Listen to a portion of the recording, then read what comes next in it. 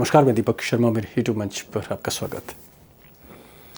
दोस्तों, मोदी और उनके चाणक्य अमित शाह, इन दोनों की एक बड़ी खासियत है और खासियत यह है कि ये अपने आदमी को बचाने के लिए किसी भी हद तक जा सकते हैं, कुछ भी कर सकते हैं। अब कांग्रेस का आरोप है कि ज्ञानेश कुमार, मोदी जी और शाह साहब के जो खास हैं, इनको बचाने के लिए मोदी सरकार की एजेंसियों ने राहुल गांधी और सोनिया गांधी पर एक नई एफआईआर दर्ज कर दी है, नया मुकदमा दर्ज कर दिया है। अब दोस्तों, बात तो ये होनी चाहिए थी कि ज्ञानेश कुमार और उनका स्टाफ या उनके लोग किस तरह, किस पैमाने पर 12-12 राज्यों में वोट काट रहे हैं, खेल कैसे कर रहे हैं। लेकिन गोदी मीडिया क्या बात कर रहा है? गोदी मीडिया डिस्कस कर रहा है कि राहुल गांधी और सोनिया गांधी गिरफ्तार होकर जेल कब भेजे जाएंगे। ज्ञानेश कुमार की जगह बात अब राहुल और सोनिया के जेल और गिरफ्तारी की हो रही है। As Delhi Police's Economic Offences Wing file a fresh FIR against Sonia Gandhi and Rahul Gandhi. अब दोस्तों, जब से राहुल गांधी ने एक के बाद एक वोट चोरी को लेकर, वोट के खेल को लेकर खुलासे करने शुरू किए और जिस तरह से उन्होंने ज्ञानेश कुमार, मुख्य चुनाव आयुक्त को एक्सपोज करना शुरू हुआ, तभी से गांधी परिवार मोदी सरकार की एजेंसियों के रडार पर आ चुका था। और सबसे दिलचस्प बात यह है कि 1 दिसंबर को कांग्रेस विपक्ष के साथ बैठक करने जा रही थी संसद में, पार्लियामेंट में, और मुद्दा था कि ज्ञानेश कुमार को हटाने के लिए कैसे प्रस्ताव तैयार किया जाए। और आपको जान के ताज्जुब होगा कि इस मीटिंग के 24 घंटे पहले ही मुकदमा दर्ज हो गया राहुल गांधी पर, सोनिया गांधी पर। अब दोस्तों, जो बड़ा सवाल है वो ये है कि क्या ज्ञानेश कुमार को बचाने के लिए मोदी सरकार इस हद तक चली गई, सरकार की एजेंसियां इस हद तक चली गई? और क्या ये जो एफआईआर हुई है ईओडब्ल्यू में, दिल्ली पुलिस में, ईडी के कहने पर, क्या इस एफआईआर में राहुल गांधी और सोनिया गांधी को गिरफ्तार करके जेल भेजा जा सकता है? और सवाल यह भी है कि क्या राहुल गांधी अल्टीमेटली या सोनिया गांधी डर जाएंगे जेल जाने से? क्या सरेंडर कर देंगे गुजरात लॉबी के आगे फाइनली? क्या ऐसा होगा या ऐसा नहीं होगा? अब ये सारे सवाल ही बहुत इंपॉर्टेंट हैं और इस वीडियो में मैं आगे इन सवालों के जवाब देने जा रहा हूं। अब दोस्तों, सारे फैक्ट्स के साथ और एक्सपर्ट्स के साथ मैं जवाब तो दूंगा, लेकिन मैं चाहता हूं कि आप कुछ तारीखों पर गौर करें। कुछ डेट्स ऐसी हैं जिनको अगर आप नोट कर लेंगे तो फिर मोदी शाह का सारा खेल, ये जो एफआईआर हुई और ये जो खेल चल रहा है देश की राजनीति के सबसे टॉप लेवल पर, ये सारा खेल आपको आंखों के सामने दिखने लगेगा अगर आप कुछ तारीखों पर गौर करें। कुछ तारीखें, 5-6 तारीखें हैं, इनको गौर करिए, घटनाक्रम को गौर करिए, खेल अपने आप आपके आंखों के सामने होगा। दोस्तों, पहली तारीख नोट करिए, 7 अगस्त 2025, यानी कुछ महीने पहले की बात है। 7 अगस्त को राहुल गांधी ने एक बहुत बड़ा खुलासा किया वोट चोरी को लेकर। कर्नाटक का इलेक्शन था और उसका सारा डेटा जनता के सामने रखा और कहीं ना कहीं ज्ञानेश कुमार, जो मुख्य चुनाव आयुक्त थे, इनके ऊपर बेहद गंभीर आरोप लगा दिए राहुल गांधी ने। अगली तारीख नोट करिए, कुछ ही दिन बाद, 18 अगस्त 2025। ये तारीख इसलिए इंपॉर्टेंट है क्योंकि पहली बार कांग्रेस और विपक्ष, क्योंकि समूचा विपक्ष परेशान था, वो चाहे केजरीवाल दिल्ली में हो या फिर ममता बनर्जी बंगाल में जो सामना कर रही हैं, या फिर तेजस्वी को जो बिहार में सामना करना पड़ रहा था, या उद्धव ठाकरे और शरद पवार ने जो चोट खाई थी महाराष्ट्र में, परेशान तो सभी थे। तो सारी विपक्षी पार्टी और कांग्रेस ने मिलकर एक प्रस्ताव तैयार किया कि ज्ञानेश कुमार को इम्पीचमेंट के जरिए कुर्सी से हटाया जाए। अब ये थोड़ा कॉम्प्लेक्स मैटर है, लेकिन मोटा मोटा ये है कि ज्ञानेश कुमार को सुप्रीम कोर्ट नहीं हटा सकता, ज्ञानेश कुमार को सिर्फ और सिर्फ संसद में ही हटाया जा सकता है, जैसे सुप्रीम कोर्ट के जज हटाए जाते हैं। तारीख नोट करिए, 18 अगस्त को ये महत्वपूर्ण मीटिंग हुई। अब दोस्तों, इस प्रस्ताव के बाद तो मोदी और शाह पूरी तरह से, आप कह सकते हैं सारी सरकार ही हिल गई कि ये प्रस्ताव के जरिए क्या होने जा रहा है संसद में। बहुत रेयर है इम्पीचमेंट की कार्रवाई, ऐसा होता नहीं है।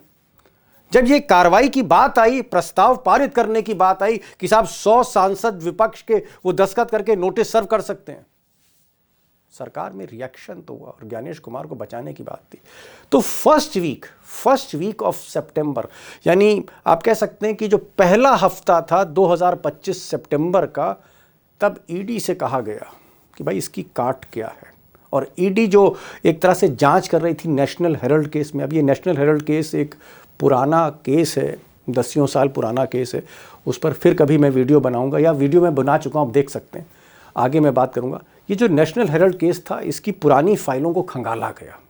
ईडी को कोई सबूत तो मिल नहीं रहे थे, लिहाजा ये तय हुआ कि ईडी अगर खुद एफआईआर दर्ज नहीं कर सकती तो कम से कम दिल्ली पुलिस को कह सकती है कि भाई ये आर्थिक अपराध का मामला है, आप इसमें जांच करिए।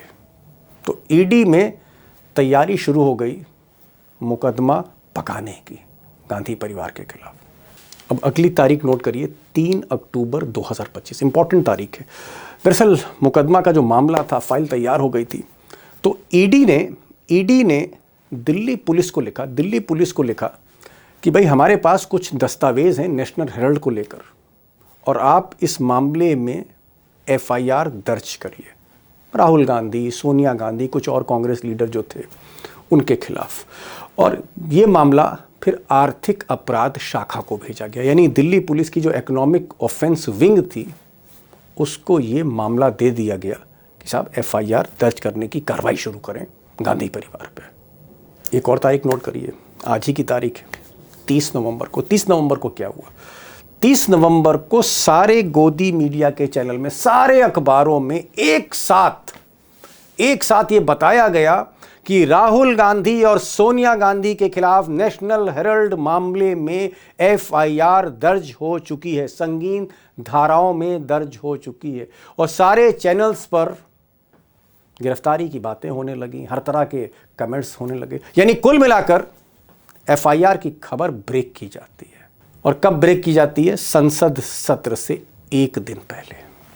अब 30 नवंबर को ही ये खबर ब्रेक क्यों हुई कि साहब राहुल और सोनिया गांधी पर मुकदमा दर्ज हो गया है?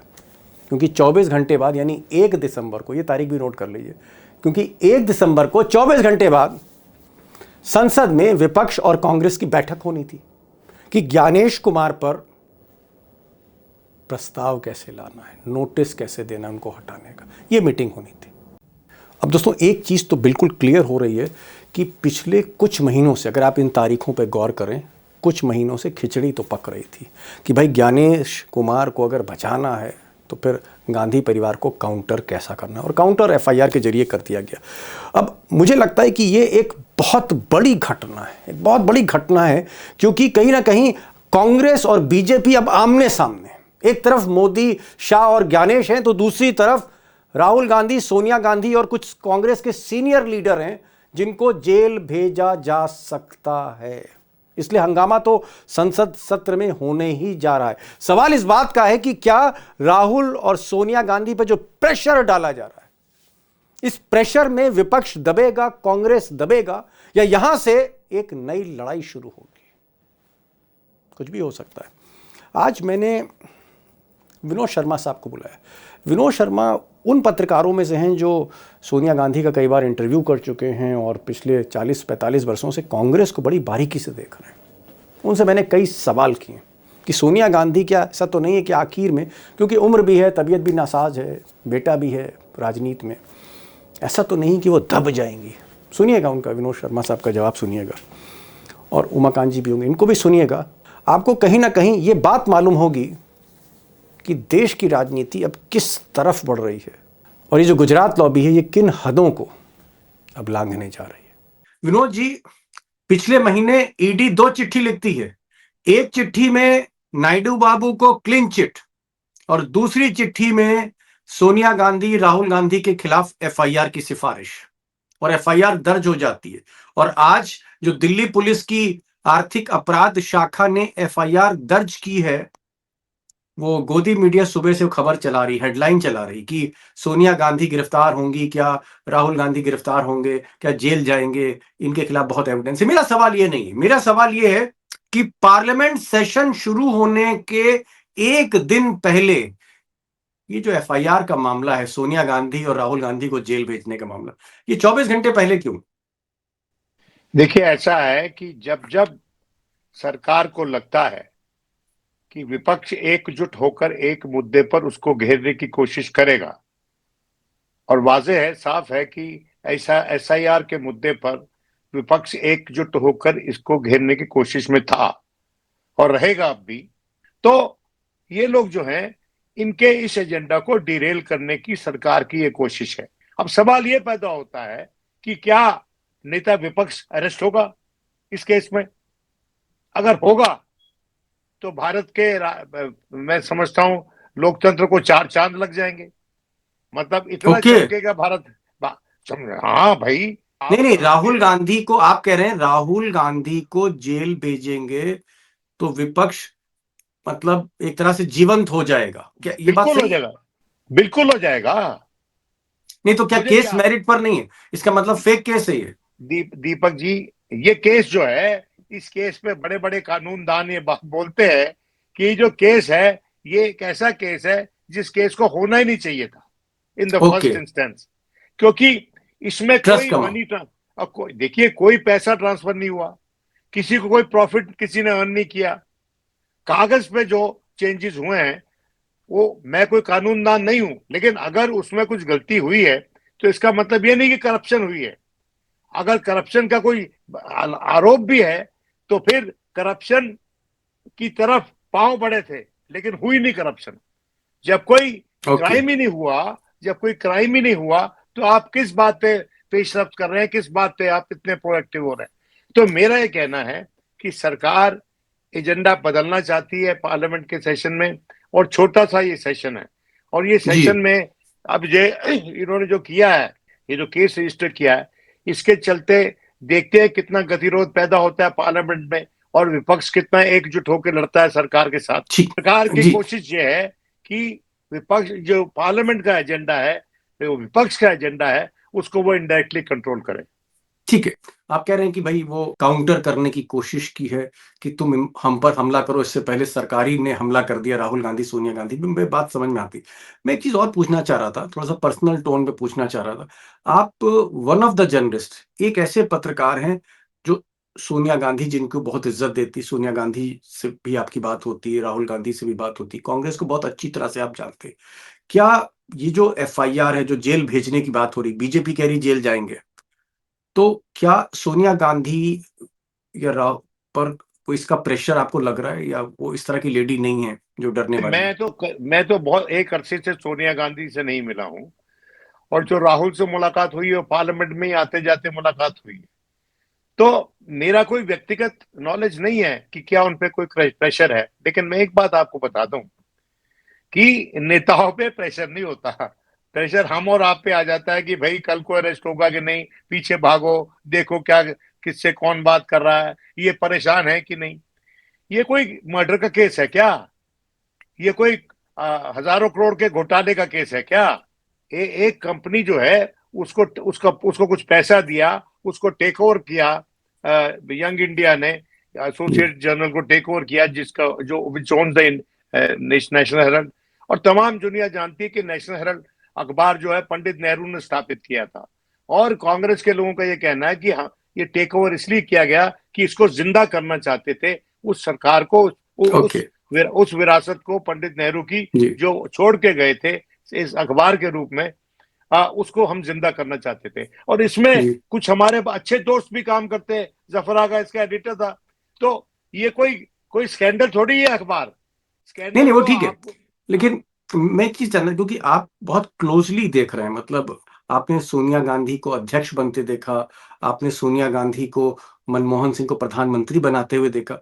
सोनिया गांधी क्या अंदर से स्ट्रांग है? हालांकि उम्र और उनकी सेहत नासाज रहती है और उम्र भी बढ़ रही है, क्या अंदर से वो स्ट्रांग लेडी हैं, जैसा कि आपने पिछले 20-25 सालों में उनको देखा, वर्षों में? देखिए, ऐसा है कि सोनिया गांधी ने, वो अपनी, उसका, इंदिरा गांधी का सर, उसको जब गोली लगी थी कि सोनिया गांधी की गोद में था, जब ओह। उनको अस्पताल लेके जा रहे थे। और सोनिया गांधी ने चीथड़े उड़े हुए अपने हस्बैंड के देखे हैं। तो ये सवाल पूछना कि क्या वो मजबूत महिला है या नहीं है, ये बड़ा अनुचित सवाल है। इसका तो जवाब ओके। इतिहास दे रहा है। भारत का अभी मॉडर्न हिस्ट्री इसका जवाब दे रही है कि दो सबसे बड़े हादसे जिसमें कि इस देश ने दो भूतपूर्व प्रधानमंत्री खोए, उसमें जी। सीधा सीधा अगर किसी पर असर हुआ तो तो सोनिया सोनिया, गांधी पे और उसके दो बच्चों पर। विनोद जी कह रहे हैं कि भाई स्ट्रांग है और इस तरह की एफआईआर या जेल भेजने की धमकी, इसका कोई असर होने वाला नहीं। इंदिरा गांधी का जब असैसिनेशन हुआ या राजीव गांधी के साथ जो हादसा हुआ विस्फोट में, उस सब आंखों से सोनिया गांधी ने बहुत करीब से देखा है और इस परिवार को संभाला, दो बच्चों को। वो कह रहे हैं कि उसका बहुत ज्यादा असर नहीं। ठीक है, मुकदमा तो मुकदमा ही होता है और पुलिस अमित शाह की है, दिल्ली पुलिस, जिसके पास ये जांच आई है। लकीला साहब, मैं एक चीज पूछना आपसे चाह रहा था। ये तो मैं समझ गया, विनोद जी ने जवाब भी दे दिया सोनिया गांधी राहुल गांधी केस के बारे में। क्या कांग्रेस में इस तरह की बातचीत है? और क्योंकि अब ममता बनर्जी हो, चाहे स्टालिन हो, चाहे अरविंद केजरीवाल हो, हर आदमी अब ये वोट की चोरी का खेल झेल रहा है। क्या ज्ञानेश कुमार को हटाने की, इम्पीचमेंट के लिए जो है तैयारियां हो रही हैं अंदर ही अंदर? ये मैं पूछ रहा हूँ लकेड़ा साहब, देखिए, अभी कैसी अभी अभी देखिए, मैं बहुत क्लियर कट बता दूं। इम्पीचमेंट जैसा एक सीरियस मुद्दा होता है, सीरियस बात होती है। इम्पीचमेंट कोई बच्चों का खेल नहीं होता है। उसके लिए पूरी स्ट्रेटजी बनती है और वो प्रेस कॉन्फ्रेंस में और टेलीविजन डिबेट में पार्टी स्पोक्समैन नहीं, उसकी अंदर ही घोषणा नहीं अंदर क्या करते। बातचीत हो रही, अंदर ही अंदर अंदर ही स्ट्रैटेजी? अंदर ही अंदर अंदर ही अंदर उनकी स्ट्रेटजी बन रही है, बहुत सीरियस स्ट्रेटजी बन रही है। क्या बन रही है वो पब्लिकली मैंने कोशिश की कि कोई मेरे को इनपुट दे दे कल से परसों से, लेकिन अभी कोई इनपुट देने को तैयार नहीं है। कल 11 बजे कंबाइंड अपोजिशन की बैठक होने वाली है, 10 बजे। वो 10 बजे बैठेंगे, उसमें वो फाइनली डिसाइड करेंगे। सिग्नेचर वगैरह वगैरह जो साइलेंटली करते हैं, क्योंकि ये एक एक गरिमा होती ठीक है है। कि आप स्पीकर के सामने, चेयरमैन के सामने कोई मेमोरेंडम दे रहे हैं, उसके पहले आप अनाउंसमेंट कर रहे हैं लाउड स्पीकर से कि देखिए हम ये करने वाले हैं। बेसिक बात क्या है, बुनियादी बात दीपक जी ये है कि सरकार की कोई मंशा संसदीय वैल्यूज में नहीं है। इनका बस चलता, अगर इनके हाथ में होता तो ये पार्लियामेंट का जो सेशन कर रहे हैं ना मजबूरी में, ये भी नहीं होता। और मुझे तो 36-37 साल हो गए पार्लियामेंट को क्लोजली देखते हुए।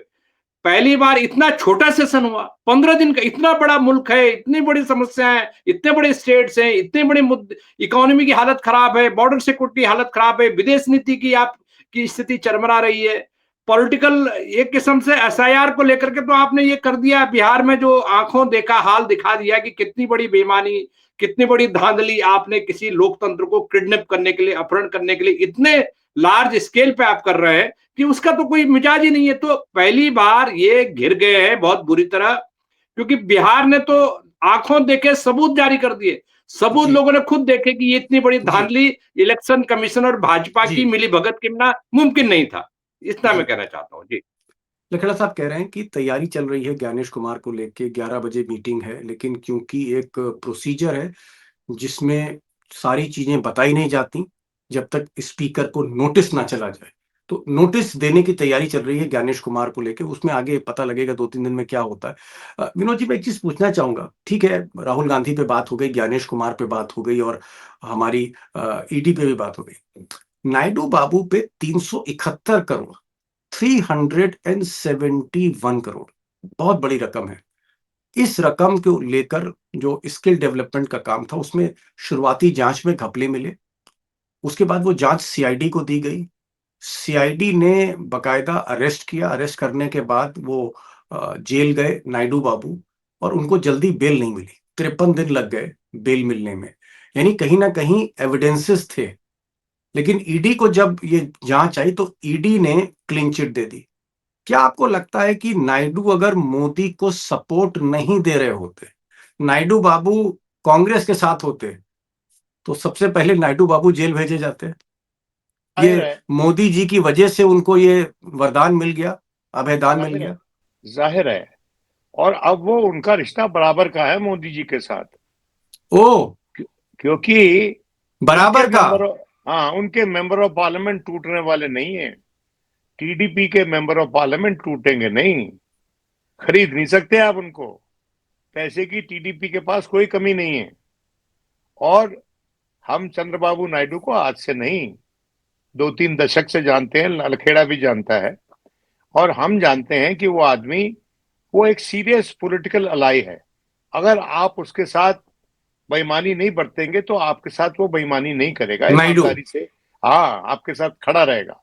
जब सरकार जब 2040 पे अटक गई बीजेपी, तो बहुत से लोग ये अटकलें लगा रहे थे कि भाई नायडू जो है वो अपना डिमांड करेगा और ब्लैकमेल करेगा। तो मैंने कहा कि वो ब्लैकमेल बिल्कुल नहीं करेगा, वो अपनी स्टेट के लिए पैसा मांगेगा, वो ब्लैकमेल नहीं है। वो पॉलिटिकल नेगोशिएशन होती है, वो गिव एंड टेक होता है पॉलिटिक्स में, और अपनी स्टेट के लिए मांग रहा है।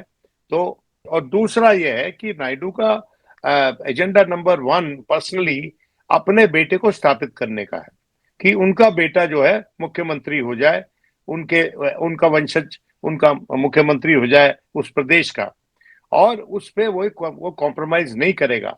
और तीसरी बात इंपॉर्टेंट जो मुझे कोई बता रहा था, there is a strong lobby which is a right wing lobby. जी।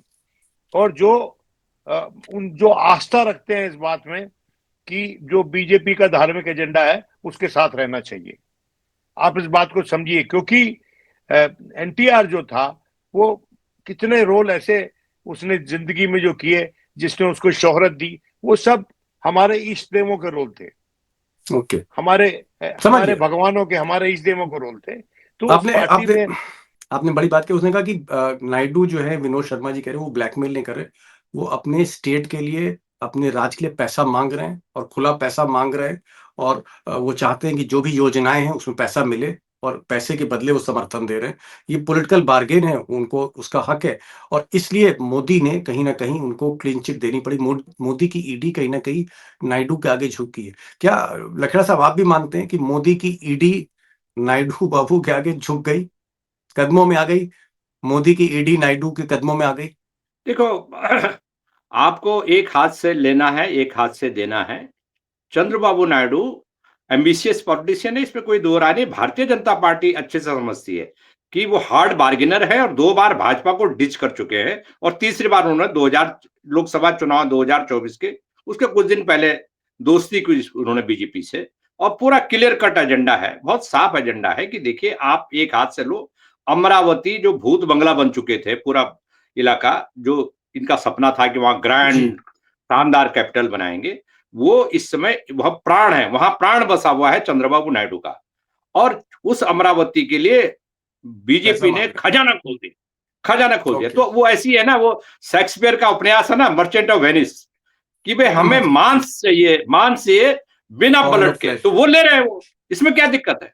दोनों जी। सीनियर पैनलिस्ट जो हमारे हैं, दोनों सीनियर पत्रकार हैं। और मैं कहूंगा कि इनसे सीनियर शायद ही कोई हिंदुस्तान में इस वक्त जो है पार्लियामेंट कवर करने वाला। 40-40, 45-45 साल के एक्सपीरियंस। ये दोनों लोग कह रहे हैं, दोनों लोग कह रहे हैं, विनोद शर्मा और उमाकांत जी कह रहे हैं कि भाई जो नायडू कर रहे हैं वो एक पॉलिटिकल बार्गेन है। राजनीति में ऐसा होता है कि भैया एक हाथ से हम समर्थन देंगे, दूसरे हाथ से हम पैसा लेंगे अपने राज्य। तो ये जायज है और इसीलिए मोदी को भी झुकना पड़ रहा है नायडू के आगे, क्योंकि मोदी अभी भी 240 पर अटके।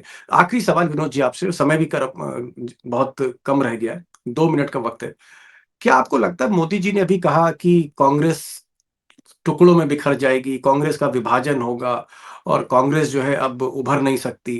क्या ये जो आप केस देख रहे हैं सोनिया गांधी और राहुल गांधी पे, या जिस तरह से कार्रवाई हो रही है कांग्रेसी नेताओं के खिलाफ, क्या बीजेपी चाहती है कांग्रेस को फिर से दो टुकड़ों में बांटने के लिए? ऐसा आपको लगता है, या कांग्रेस जो नहीं बंटने वाली? जिन गोदी चैनलों की आप बात कर रहे थे, इन गोदी चैनलों ने बिहार के नतीजों के बाद क्या प्रोपेगेंडा चलाया कि भाई कांग्रेस के भीतर बगावत है और वो समझते हैं कि गांधी फैमिली लायबिलिटी है। देखिए, मैंने अक्सर कहा है कि Gandhi family is at once an asset and a liability for the Congress. Asset कैसे है? एसेट ऐसे है कि जब तक वो हैं तब तक नेतृत्व पे झगड़ा नहीं होगा, नेतृत्व है। जिस दिन वो हट गए वहां से, उस जी। स्टेज से हट गए, तो तब टूटेगी पार्टी, तब झगड़े होंगे पार्टी में, जब गुट बनेंगे पार्टी के भीतर, जैसे कि सीताराम केसरी के टाइम हुआ था। आपको याद है कितने लोग छोड़ के चले गए थे कांग्रेस? जी हाँ, जी हाँ। एनडी एनडी तिवारी, अपना मदर माधवराव अर्जुन सिंधिया, सिंह और सब सब, हाँ जी अर्जुन जी सिंह, जी। कितने लोग छोड़ चिदम्बरम के वगैरह। चले गए थे। और जब ये केंद्र में रहते हैं गांधी नेहरू फैमिली के लोग, तो पार्टी एक इंटैक्ट रहती है। और दूसरी बात, चंद्रबाबू नायडू अपने आप को, जिस तरह से मोदी का अपना इमेज है ना, सेल्फ इमेज, वही चंद्रबाबू नायडू का है। मोदी जी यहाँ पर बिल्डिंगें तोड़ तोड़ के नहीं बना रहे हैं, वो तोड़ के नहीं बना रहा, वो बिल्कुल ब्रांड न्यू कैपिटल सिटी देना चाहता है अपनी स्टेट को। So he also wants to come across as a nation builder। अब मैं जी अपनी स्टेट का बिल्डर, मोदी जी तो नेशन बिल्डर, हर चीज में अपनी नेम प्लेट लगाने के लिए एक चीज और सब बता कुछ दी, एक बदल चीज रहे और हैं। विनोद जी, क्योंकि आपने बात छिड़ी कांग्रेस की, और कांग्रेस पे आप एक एक्सपर्ट, मैं मानूंगा एक एक्सपर्ट जर्नलिस्ट हैं आप। नहीं एक्सपर्ट क्या नहीं, पर क्या लेकिन क्या क्या क्या आपको लगता है कि ठीक है, आपने कहा कि नेतृत्व जो लीडरशिप है, लीडरशिप गांधी के हाथ में रहनी चाहिए, गांधी फैमिली के हाथ में, वरना वो लीडरशिप हटी तो झगड़े शुरू हो जाएंगे। तो फिर ये हार का दोषी कौन है? क्या गांधी फैमिली है, या कांग्रेस के जो नेता हैं, चाहे उसमें अजय माकन हो, या फिर उसमें चिदम्बरम हो, या दिग्विजय सिंह, जितने भी नेता हैं ए देखो टू जेड, क्या ये मेहनत नहीं करते? The buck stops at the leadership table. इसमें राहुल गांधी निजात नहीं पा सकता है, ये इसको रिस्पॉन्सिबिलिटी लेनी पड़ेगी। भाई कांग्रेस पार्टी को चला कौन रहा है? खारगे साहब 20%, 25%, और राहुल गांधी 75%। जी। ये है पावर डिवीजन। तो क्या राहुल गांधी को कुछ फैसले लेने होंगे कि भाई थोड़ा सा शेकअप करिए, कुछ नई टीम बनाइए? वही देखिए पुराने ऐसा, घोड़े हैं जिनकी देखिए रफ्तार धीरे धीरे स्लो हो रही है। बात यह है कि पुराने घोड़ों का इस्तेमाल नहीं कर रहा वो। ओके। उसने अपना नया अस्तबल बना लिया है, और उस अस्तबल में अभी तक जैसा लग रहा है कि बदकिस्मती थे, उस अस्तबल में कोई बड़ी हाई अच्छे। ब्रीड वाला घोड़ा नहीं आया, कोई अच्छा, डरबी ठीक। जीतने वाला घोड़ा नहीं आया अभी तक। अरबी घोड़ा नहीं है। डरबी, चलिए, डरबी जीतने वाला घोड़ा। ठीक है, रेस जीतने वाला घोड़ा नहीं। मैं बात यही खत्म करता हूँ। बात तो शुरू हमने सोनिया गांधी राहुल गांधी से की थी, उस पर विनोद जी ने कहा और उमाकांत जी ने कहा कि फर्क नहीं पड़ने वाला सोनिया गांधी को। जिंदगी में बहुत हादसे सोनिया गांधी ने देखे, बहुत करीब से देखे, तो जेल जाने से सोनिया गांधी को डर रही। दूसरी बड़ी बात जो आज निकल के आई कि भाई नायडू जो है वो ब्लैकमेल क्या कर रहे हैं? नायडू के पास बैसाखी है मोदी की, और बार्गेन कर रहे हैं, और एक हाथ से वो समर्थन दे रहे हैं, दूसरे हाथ से पैसा अपने राज के लिए लें। ये राजनीति में होता है। तीसरी बात कि जो इन्होंने कहा कि राहुल गांधी या सोनिया गांधी, अगर लीडरशिप आपने हटाई, नेतृत्व अगर आपने परिवर्तन करने की कोशिश कांग्रेस में की, तो फिर कांग्रेस बिखर जाएगी। तमाम गुटों में पहले भी बिखर चुकी है। कांग्रेस को लीडरशिप इंटैक्ट रखने के लिए गांधी फैमिली पर भरोसा करना पड़ेगा, लेकिन राहुल गांधी के अस्तबल में अभी जो है रेस जीतने वाले घोड़े नहीं है। पुराने घोड़ों का उनको इस्तेमाल करना चाहिए। उनके घोड़े जिस वक्त जो है वो दौड़ नहीं पा रहे, रेस नहीं जीत पा रहे, ये वो कह रहे हैं। तो राहुल गांधी को थोड़ा सा कहीं ना कहीं आप कह सकते हैं इंट्रोस्पेक्शन करने की जरूरत है, मंथन करने की जरूरत है, और चिंतन करने की जरूरत है। इतना ही मैं आज कहूंगा। विनोद जी, बहुत बहुत शुक्रिया, आप आए इस प्रोग्राम में। लकड़ा साहब, आप भी इस प्रोग्राम में आए। Thank you so much, thank you so much for joining this programme.